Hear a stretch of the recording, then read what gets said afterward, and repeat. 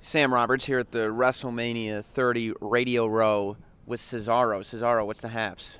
Well, it's Radio Row. It's early in the morning. Well, actually, not now. It's not that early in the morning anymore. But It was early. It was early, and we're here talking to radio. Mm-hmm. That's why it's called Radio Row, right? I think so. We talk to many people in a row. I guess that's where I got the name from, and it's been a lot of fun so far. I'm surprised English is not your first language. Right? You've got this figured out. I got this figured out. It all makes perfect sense, Now, in a previous life, you were known as Antonio. Yes. Cesaro. When you get the news that you get to be a one-word name, is this glorious news?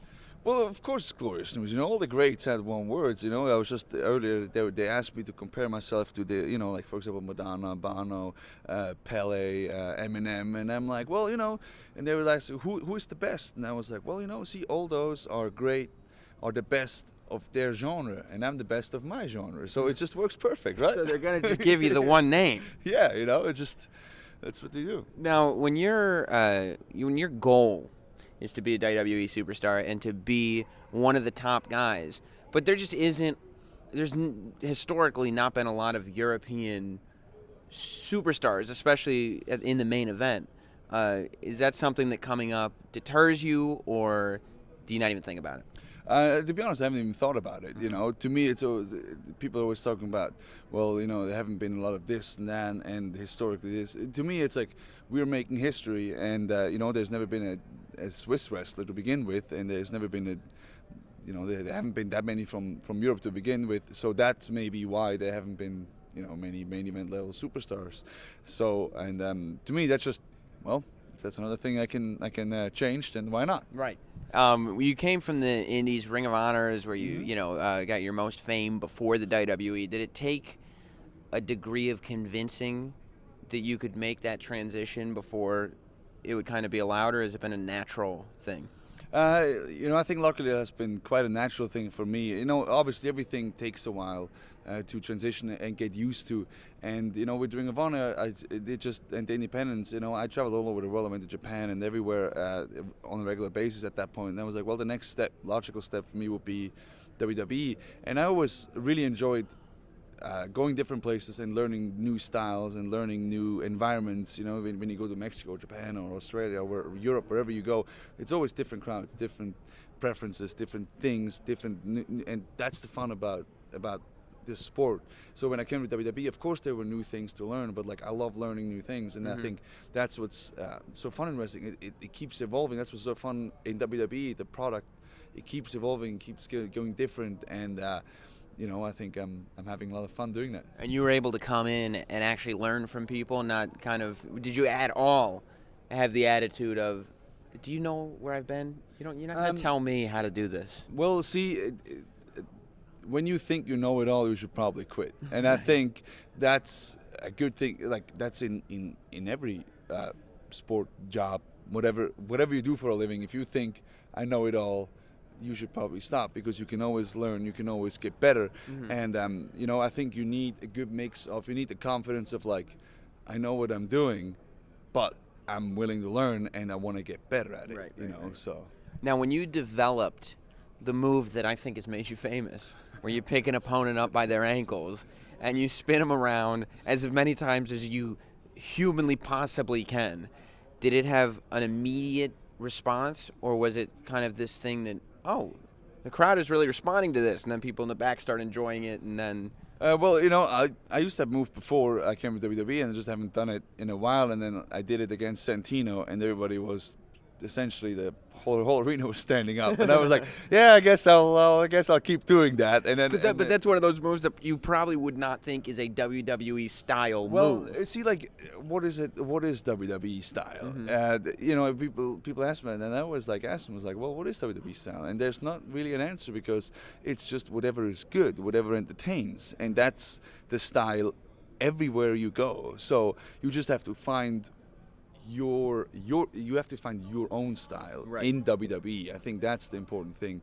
And with the swing, it was just like something that was like, well, it's an older move, but now I don't know what exactly possessed me that day, but I was like, you know what, today is today, and I did it, and everybody stood up, and I was like, yeah, well, I should probably keep doing that. And is that a risk you take too? Because I would imagine there is some chance that somebody's going to see you do that and be like, "What were you doing out there? We don't do that." What? Well, I would say there's always a chance of like, somebody not liking it, or the people don't like it. I mean, that's probably the bigger risk, that you do something and the people just kind of like, I don't really care, because we gauge off the reactions of the people, and luckily I would like to think of myself as somebody who is willing to go out there and take a risk, and hey, if it works, good. If it doesn't, I at least know it doesn't work, because I would get bored staying in my comfort zone all the time, especially in the ring, because I think that's the fun about it, trying new things, trying to do fails and fall flat on your face, and when you fall on your face, we're like, all right, how am I going to get back up? Yeah. Has there been a guy that, because as soon as that move started to get successful, it seemed like they were like, okay, we need bigger guys doing it. We need you just spinning more times. Yeah. Have there been scenarios where you're like I did Santino and it worked. You want me to do Mark Henry now?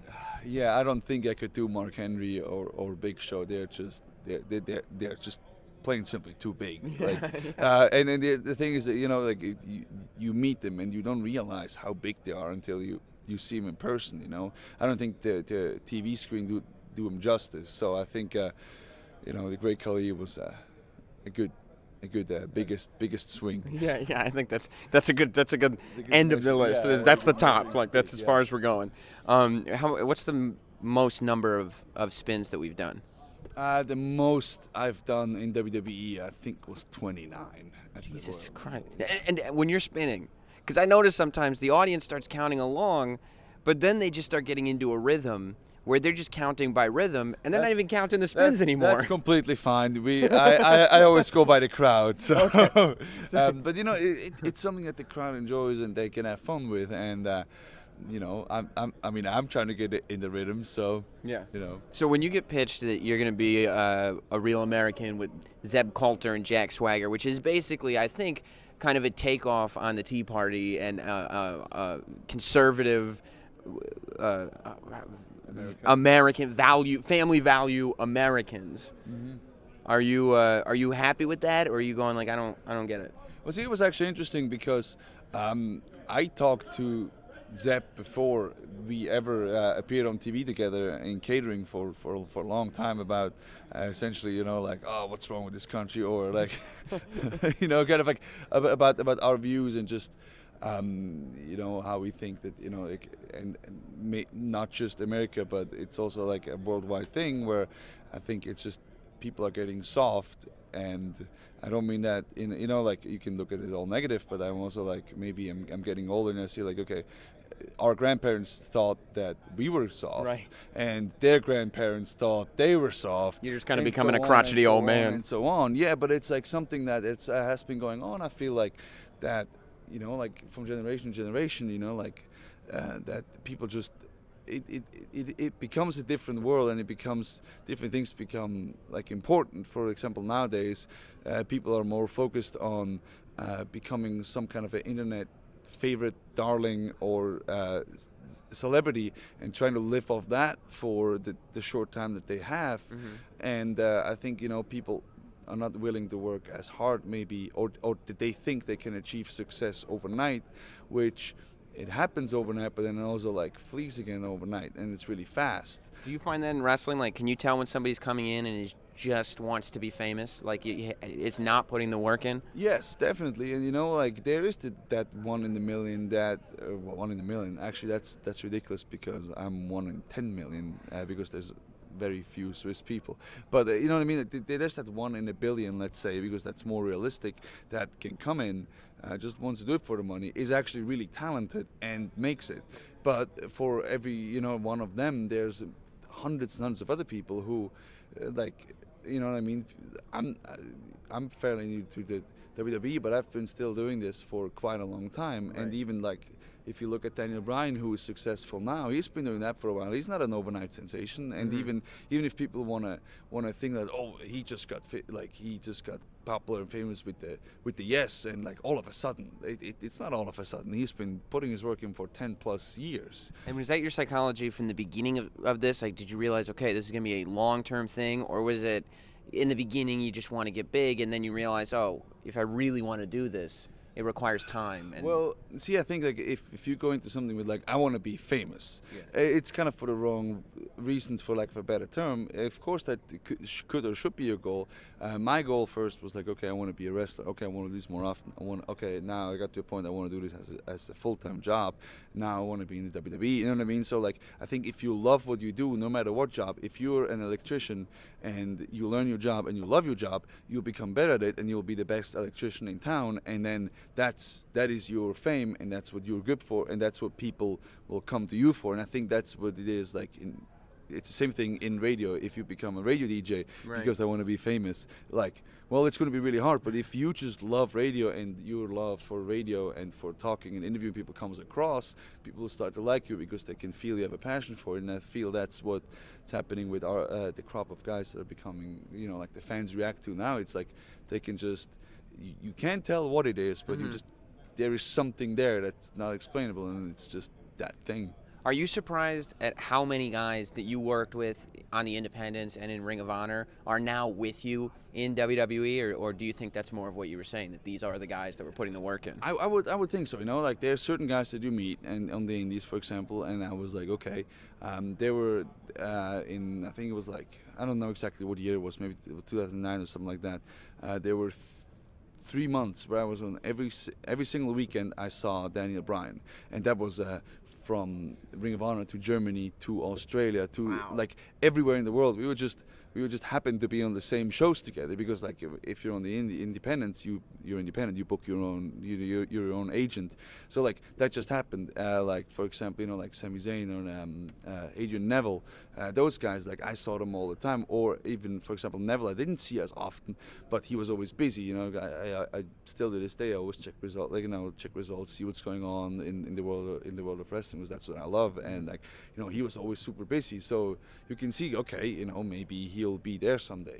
So I think like that just shows that there are overnight sensations in WWE, and they stay successful. But there's also the more thing is you put in hard work and it takes a while. Do you feel late? I would imagine the transition, because like you're saying, when you're an indie wrestler, you're booking everything yourself, you're traveling by yourself. I mean, you can see the setup I have here. Believe it or not, I did this all myself. Yeah. It's just a do-it-yourself thing. Mm-hmm. And I would think that when you come into the WWE and you do a thing where there's somebody who sets up media appearances for you, and there's there's travel, and there's this, and it's this machine now.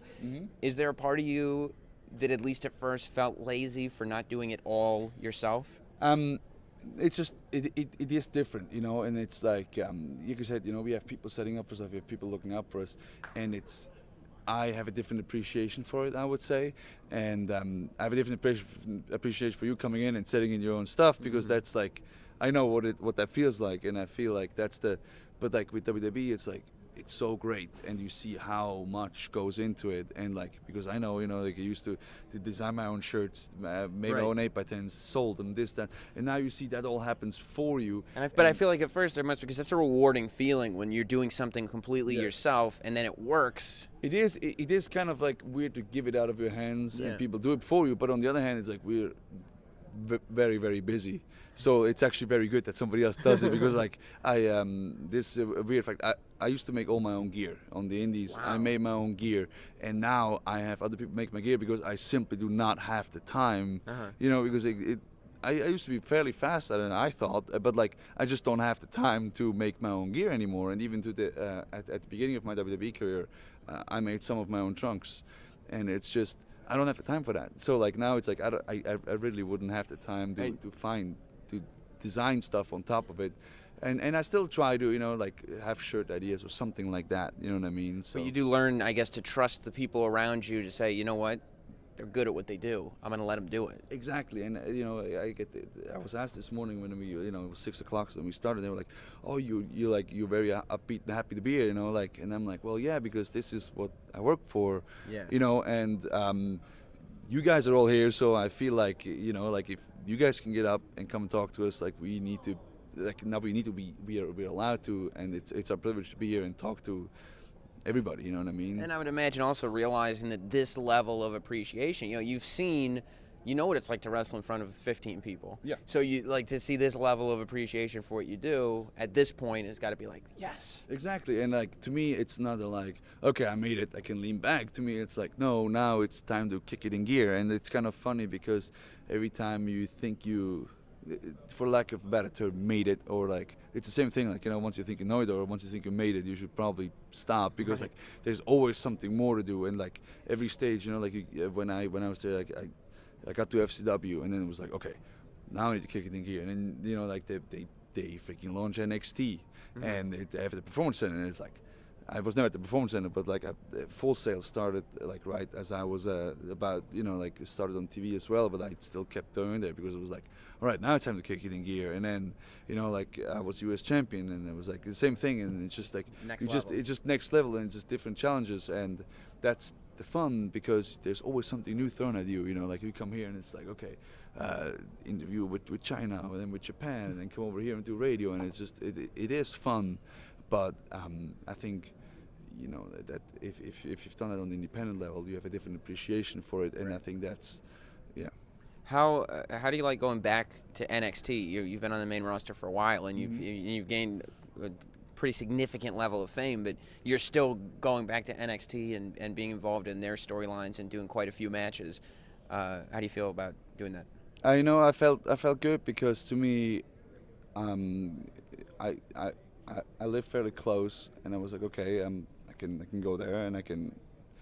This may sound like, you know, like help some people, but just as in, you know, I think when I got there, it gets to a point where people get nervous, or just it's like, okay,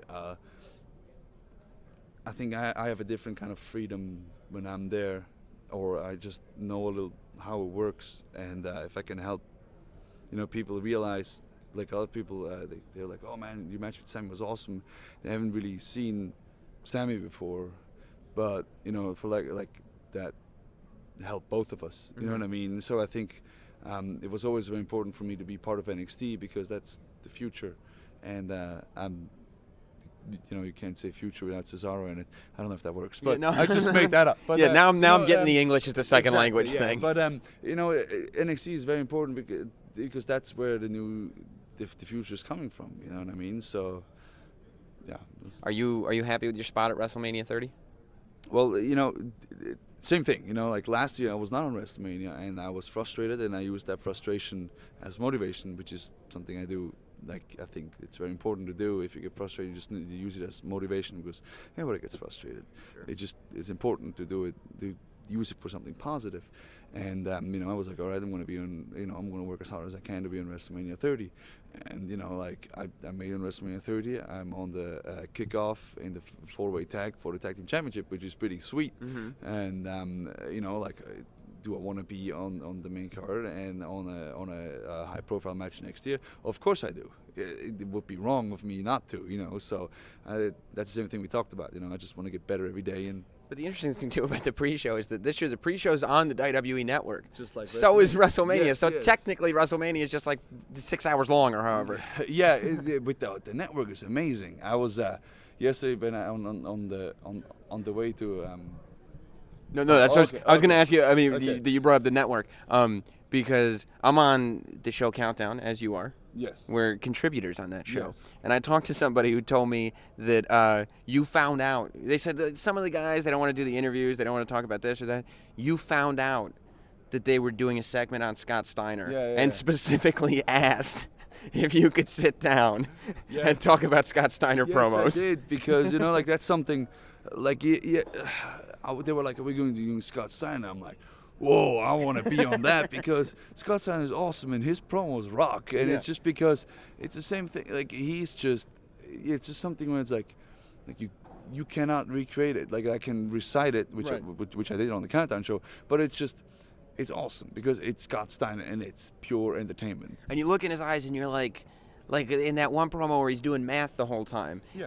And you're like, I think he knows what he's doing there. But the thing is, too, is like, nobody's going to go up to him and be like, hey, Scott, that was wrong, or that's not good. Like, it's just because he's an intimidating figure, and you know what I mean? So that's just, the network is so much fun. Yesterday I was on the way to Access. I was waiting to be picked up, and they had the WrestleMania Today show on, Uh-huh. and it looks so awesome. And just like you watch it, and you're like, the network is brilliant. Yeah. And it's like you said, like the pre-show is going to be on the network, but WrestleMania is going to be on the network, and it was a brilliant move through the network, and I can't wait to see what the future holds. And it's good, and it's always refreshing too. That's another good thing about the network and the show like Countdown is you can see that guys like you and Daniel Bryan and the guys who pop up on that show a lot are wrestling fans. Like you're talking about the things because you're talking about stuff from years and years ago, and stuff you grew up watching, and just stuff that you love. Exactly, and I think that's what the network will help people. And you don't have to, you don't have to be necessarily a wrestling fan to make it to WWE. But I think you should grow one, and especially At least be able to enjoy a Scott Steiner promo on YouTube. Of course, and YouTube, and especially with the network, you can go back and watch anything, and you can show your kids why you started to like wrestling. You know what I mean? Yeah. And I think that's the beauty of it, and that goes back to the maybe more throwback and like in the older stuff, and I think you see that too when I'm in the ring. So it's just a whole fun thing. Well, enjoy WrestleMania 30 and being a part of it. Congratulations on everything, man. Thanks a lot. Thank you. Thank you. Thank you.